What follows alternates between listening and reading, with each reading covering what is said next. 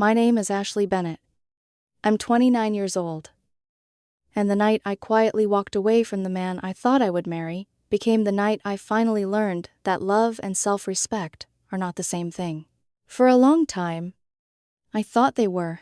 I thought loving someone meant being patient, understanding, forgiving, giving them the benefit of the doubt even when your instincts were screaming at you to run.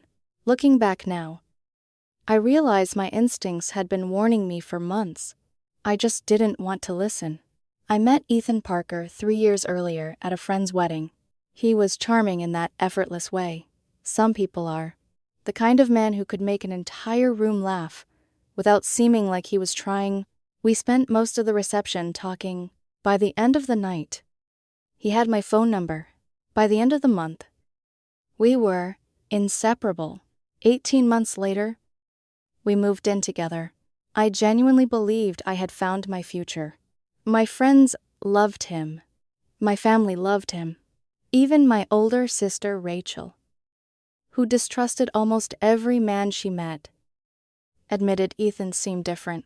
For a while, I believed that too. Then there was Amanda Collins, his best friend since college. At first, I tried hard to be supportive. I wasn't one of those women who believed men and women couldn't be friends. Some of my closest friends were men. Healthy friendships existed, but something about Amanda and Ethan always felt strange.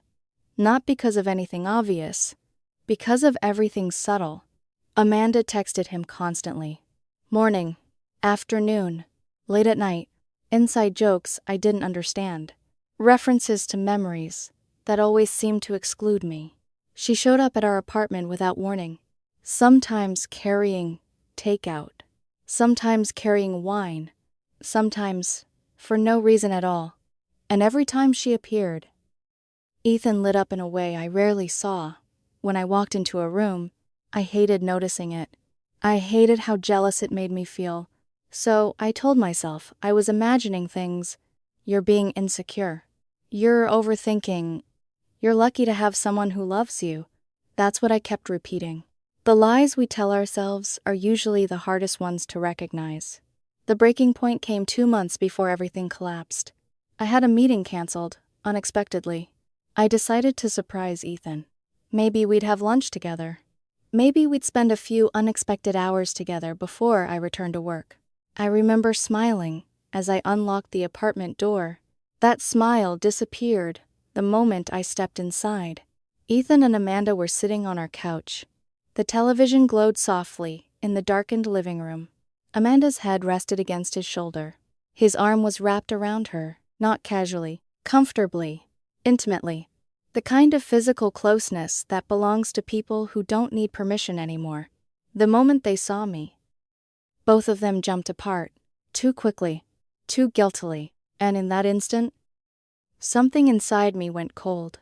Not angry, not devastated, just cold.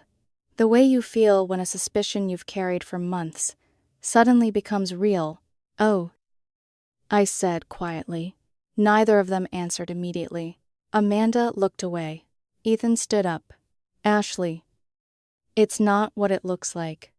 The oldest sentence in history. Funny how it never makes anything better. What does it look like? I asked. His face tightened. We were watching a show. I looked at Amanda, then at him, then back again. Neither met my eyes. Something about that hurt more than if they had. I set my purse on the counter. Okay. That was all I said. Okay. Because suddenly, I didn't have the energy to argue. Amanda left 10 minutes later. The silence afterward felt suffocating. That night, Ethan and I sat across from each other at our kitchen table. For nearly an hour, I carefully chose my words. I wasn't yelling. I wasn't accusing. I wasn't trying to control him. I simply told him how I felt. How Amanda's constant presence made me uncomfortable. How the endless texting bothered me. How the private lunches and emotional intimacy felt inappropriate. How seeing them together that afternoon hurt. I thought he would listen. I thought he would care. Instead, I watched his expression slowly harden. When I finished speaking, he leaned back in his chair. Then he laughed. Not loudly, not cruelly, just enough to make me feel small. Ashley, he said, you're being insecure. The word landed like a slap. I stared at him. Ethan. No. He shook his head. Amanda has been in my life longer than you. I felt something crack inside my chest. We've been through everything together. I said nothing. He continued. If you're asking me to choose between my best friend and my jealous girlfriend. He stopped, but he didn't need to finish. The answer was already there, written all over his face. I looked at him for a long moment. Then I nodded. No need to finish. His expression shifted slightly. What? I stood up. I get it. Ashley from 6 months earlier might have cried. Ashley from a year earlier might have begged. But not that version of me. Not anymore. I walked into our bedroom, pulled out a suitcase, and started packing. For the first time all evening. Ethan looked nervous. Ashley. Come on. I didn't answer. We're just having an argument. Still nothing. Ashley. I zipped the suitcase closed. Then I looked directly at him. If someone has to compete for your loyalty, they've already lost. The silence that followed felt endless. And then I walked out. He didn't stop me, didn't chase me, didn't fight for me. Somehow that hurt most of all. 2 weeks later, at exactly 11 o'clock on a rainy Thursday night, someone knocked on my sister Rachel's front door. I opened it and froze. Ethan stood there, rain dripping from his jacket, eyes red. Face pale. He looked like a man who hadn't slept in days. Then he started crying. Ashley, he whispered, I made a mistake. And that was only the beginning. For a few seconds, I just stared at him. The porch light above Rachel's door flickered against the rain, making Ethan look almost unreal, like some ghost from a life I had already buried. Ashley, please, he said, his voice breaking. Can I come in? No. The word came out before I even thought about it. His face twisted. I need to explain. You can explain from there. He wiped at his eyes with the heel of his hand. His hair was soaked. His shirt clung to his shoulders. A month earlier, the sight of him hurting would have shattered me. That night, it only made me tired. Amanda made everything confusing, he said. After you left, I realized I had been blind. I thought there was something there. I thought maybe she felt it too. I didn't speak. His eyes dropped. I tried to kiss her. There it was, the sentence that closed the door on every excuse he could have made. And I asked quietly. She rejected me. The rain kept falling between us. She said she never wanted me that way. She said I ruined my relationship over nothing. His voice cracked on the last word. A bitter laugh almost escaped me. But I swallowed it. So now you're here. Ashley. I was confused. No. Ethan. You made a choice. I was stupid. Yes. He flinched. I'll cut her off completely. I swear. No more texts. No more lunches. No more anything. I should have listened to you. That sentence should have felt good. It didn't. Because I hadn't wanted to be right. I had wanted to be loved. He stood there crying, promising me the exact things I had begged for when they still mattered. I let him talk for nearly 20 minutes. He apologized. He blamed his history with Amanda. He blamed timing. He blamed emotional confusion. He blamed everything except the simple truth. He had chosen someone else and came back only after she didn't choose him. Finally, I opened the door a little wider. Hope flashed across his face. I saw it and hated how familiar it felt. I'm not your second choice, I said, I'm nobody's backup plan. His mouth opened. I closed the door before he could answer. For a while, I thought that was the end. I was wrong. First came the texts, dozens of them. Long apologies, old pictures, voice messages I never played, paragraphs about how we were meant to be, how people made mistakes, how real love survived hard things. Then came the calls, blocked numbers, unknown numbers, late-night voicemails. Then he showed up at my office. The first time, he brought flowers. The second time, he brought a framed photo of us from our first vacation. The third time, my coworker Megan had to walk him out of the lobby because he refused to leave until I came downstairs. That was the first time I seriously considered getting a restraining order. Then, suddenly, silence. No texts, no calls, no flowers, no desperate emails, nothing. For almost 2 weeks, I slept peacefully for the first time since leaving him. I thought he had finally accepted it. Then Mr. Thompson called. He had been our landlord. Ethan and I had lived together in an apartment downtown. But after the breakup, I had moved into Rachel's spare room while searching for a new place. My name was still on the original lease. I had emailed Mr. Thompson the week I left, asking how to remove myself. He said he needed both tenants to cooperate. Ethan never did. So when my phone rang that afternoon, I already felt uneasy. Ashley. Mr. Thompson said. Voice clipped. Rent is a month late. I sat up straighter at my desk. What? And if it isn't paid in full by Friday? I'm beginning eviction proceedings. Collections will involve both of you. My stomach dropped. I don't live there anymore. Your name is on the lease. I emailed you. I told you I moved out.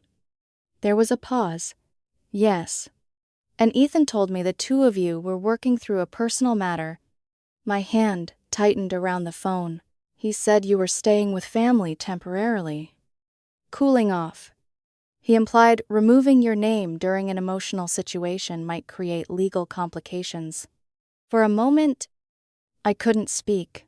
Not because I didn't understand, because I understood perfectly. Ethan wasn't just trying to contact me anymore. He was trying to trap me. He lied. I said, Mr. Thompson exhaled heavily. I suspected something was wrong after the inspection. What inspection? Water leak in the unit below. I had to enter your apartment. My apartment. Even hearing it called that made my skin crawl. The place is in bad condition. He said, food stains on the carpet, trash bags, damage to the walls. It goes beyond normal wear. I closed my eyes. It wasn't some brilliant master plan. It was worse. It was chaos. Ethan was unraveling. And because my name was still attached to his life, his collapse could become mine. That afternoon, I left work early. I met Mr. Thompson in person. I brought everything. My email, my new mailing address, utility bills, a signed statement from Rachel confirming I had been living with her. He was angry, but not at me anymore. By the end of the meeting, he agreed to release me from further liability if Ethan didn't contest it. But there was one condition. If Ethan fought the eviction or claimed I still lived there, I might need to testify. I walked out of that office, shaking. Not crying, shaking. Because love turning into grief was painful, but love turning into legal paperwork, that was terrifying. I sat in my car for 20 minutes before driving back to Rachel's. My sister was waiting in the kitchen. She took one look at my face and said, "What did he do now?" I told her everything. By the time I finished, her jaw was tight. "He's not heartbroken," she said. "He's dangerous." I wanted to argue, some foolish Leftover part of me still wanted to soften the word, but I couldn't, because she was right. Ethan was creating emergencies, so I would have no choice but to respond. Rent, eviction, credit damage, workplace scenes. Every crisis had one purpose: to drag me back into his orbit. That night, I saved every message he had sent, every voicemail, every email, every document from Mr. Thompson. For the first time, I stopped thinking like a woman mourning a relationship. I started thinking like someone building a case. 2 nights later, Rachel opened the front door while I was making tea. I heard her voice turn sharp. "What are you doing here?" I walked into the hallway and saw Amanda Collins standing on the porch. She looked nothing like the confident woman who used to walk into my apartment, like she owned half of it. Her hair was pulled into a messy bun. Her face was pale. Her eyes were swollen. She looked at me and swallowed hard. "Ashley," she said, "I know I'm the last person you want to see." Rachel stepped slightly in front of me. "Then leave." Amanda shook her head. "Please. I need 10 minutes. I folded my arms. "Why?" Her eyes filled with tears. "Because Ethan is lying to everyone." A cold pressure spread through my chest. Amanda looked directly at me. "And if you don't know the truth now, he's going to ruin your life next." Rachel immediately crossed her arms. "Absolutely not." Amanda looked exhausted. Not guilty. Not defensive. Just exhausted. The distinction mattered more than I wanted it to. For several long seconds, nobody spoke. Rain tapped softly against the porch roof. The silence stretched. Finally, "Isahil, 10 minute." Rachel turned toward me. "Ashley, 10 minute." I repeated, reluctantly. She stepped aside. Amanda entered the house. She sat at the kitchen table, while Rachel remained standing nearby, clearly prepared to throw her out if necessary. I couldn't blame her. A month earlier, I would have done the same. Amanda wrapped both hands around a mug of tea Rachel had reluctantly placed in front of her. Her fingers trembled. Then she looked directly at me. "The story Ethan told you isn't what happened." I felt my stomach tighten. "What part?" "Most of it." The answer landed heavily between us. Amanda took a slow breath. "The night you left, Ethan called me." I said nothing. He was angry. Really angry. He said you'd overreacted. He said you'd forced him to choose.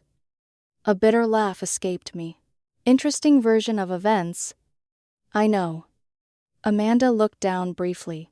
We talked for a while. Then he started drinking. Something in her voice made me uneasy. "What happened?"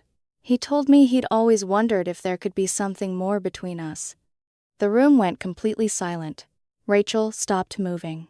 Even she seemed surprised. Amanda continued. "I thought he was emotional because of the breakup. I tried to redirect the conversation. But he wouldn't let it go." Her eyes met mine. He kissed me.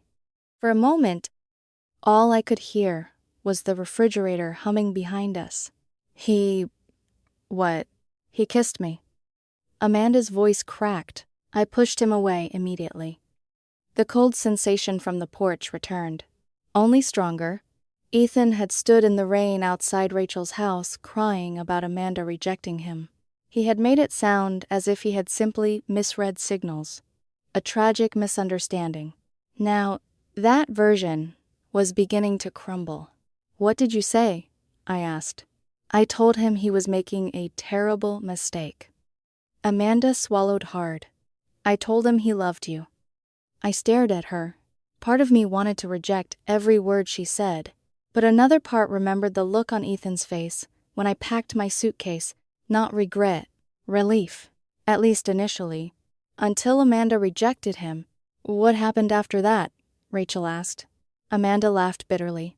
"It got ugly." She pulled out her phone. "I brought this because I knew you wouldn't believe me otherwise." She opened a conversation, then slid the phone across the table. I looked down. My chest tightened. Message after message filled the screen. At first, they seemed ordinary. Then they changed. The dates matched the days after I left. Ethan. You know, we've always had something.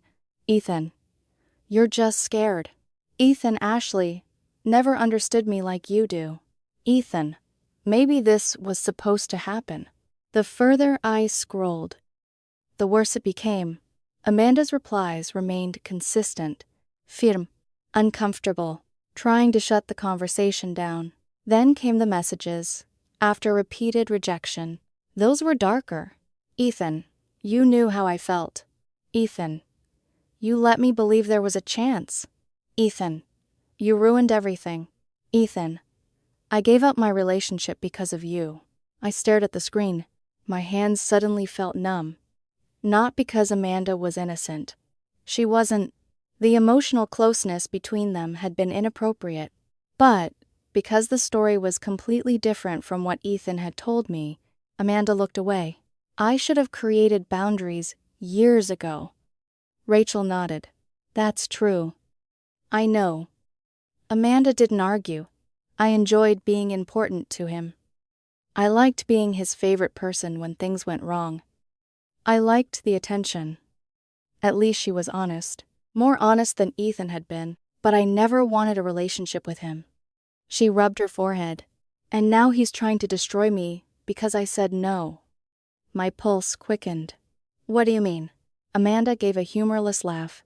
He told people I led him on for years. She unlocked another folder. Screenshots. Emails. Social media messages.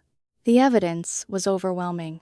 Ethan had been telling mutual friends that Amanda secretly manipulated him, that she had sabotaged his relationship, that she had waited until Ashley was gone before rejecting him cruelly.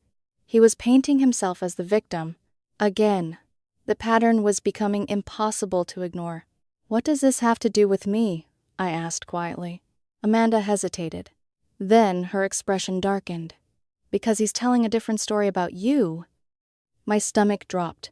What story? Amanda looked genuinely uncomfortable. The story that you were controlling.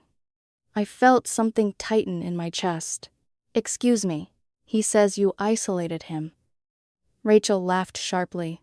That's ridiculous. Amanda nodded. I know. But she continued anyway. He says you hated all his friends. He says you monitored his phone. He says you manipulated him emotionally. Each accusation hit like a stone. Not because they were true, because I knew exactly how effective lies could be when repeated often enough. Who's believing him? I asked. Amanda looked away. The hesitation told me everything. Some people already were. That explained things. The strange responses, the canceled invitations, the friends who suddenly seemed busy, the awkward pauses when my name appeared in conversations. I had assumed it was fallout from the breakup. Now I realized it was something else. A campaign. A narrative. And Ethan was building it piece by piece. Amanda leaned forward. Ashley. That's why I came. I remained silent. He isn't accepting reality. Her voice shook. He genuinely believes everyone who rejects him is betraying him. A chill crawled up my spine. Amanda continued. The version of Ethan you're seeing now? She paused. I've seen glimpses of it before. That got my attention? What do you mean? Amanda hesitated, then slowly answered. Whenever someone disappointed him, he'd rewrite the story. Rachel narrowed her eyes. Rewrite. Amanda nodded. He couldn't handle being the bad guy. The words settled heavily in the room, because suddenly, so many things made sense. The victim narratives, the excuses, the shifting blame, the refusal to take responsibility, everything. Amanda stood. I don't expect forgiveness. I said nothing. I know my friendship with Ethan hurt your relationship. She looked directly at me, and I'm sorry for that. For the first time since she arrived. I believed her. Not completely. Not blindly. But enough. As Amanda moved toward the door, she stopped. "There is one more thing." I looked up. "What?" Her expression tightened. "A mutual friend called me yesterday." My stomach nodded. "Who?" "Jessica Reynolds." The name immediately sounded familiar. Jessica had been one of Amanda's closest college friends. She had also attended the wedding where Ethan and I met. Amanda swallowed. She said, "There are things you don't know." A cold sensation spread through my chest. "What things?" Amanda shook her head. "She wouldn't tell me." "Then why mention it?" "Because she sounded terrified." The room became very quiet. Amanda opened the front door. Before stepping outside, she turned back one final time. "Ashley." "Yeah, if Jessica is finally talking, then whatever Ethan has been hiding is probably much bigger than either of us realized." The door closed behind her. For several seconds, neither Rachel nor I moved. Then, my phone buzzed. One new message. "Jessica Reynolds." Just 3 words. "We need to talk." And somehow, deep down, I already knew that whatever came next was going to change everything I thought I knew about Ethan Parker. I didn't sleep that night. Jessica's message sat on my phone like a ticking bomb. "We need to talk." 3 simple words, yet somehow they felt heavier than every argument, every lie, every painful conversation that had come before. By morning, I finally replied. When her response arrived less than a minute later. "Today. Please." That single word "please" told me everything. Jessica wasn't curious. She wasn't gossiping. She was scared. We met that afternoon at a quiet coffee shop on the edge of downtown. The moment I saw her, I knew this wasn't going to be a normal conversation. Jessica looked nervous. Really nervous. She kept checking the entrance, kept twisting the sleeve of her sweater, kept glancing down at a folder resting beside her purse. When she finally sat down across from me, she looked like someone carrying a secret she wished she'd shared years ago. "Ashley," she said quietly, "before I tell you any of this, I need you to know I'm sorry." My stomach tightened. For what? For staying silent? The words immediately put me on edge. Jessica took a deep breath. "What I'm about to tell you didn't start when you and Ethan met." I frowned. "What do you mean?" She looked directly at me. "It started almost 10 years ago." A chill crawled through my body. Jessica opened the folder. Inside were printed emails, screenshots, old messages, pieces of a story that stretched back years before I entered Ethan's life. Ethan was obsessed with Amanda.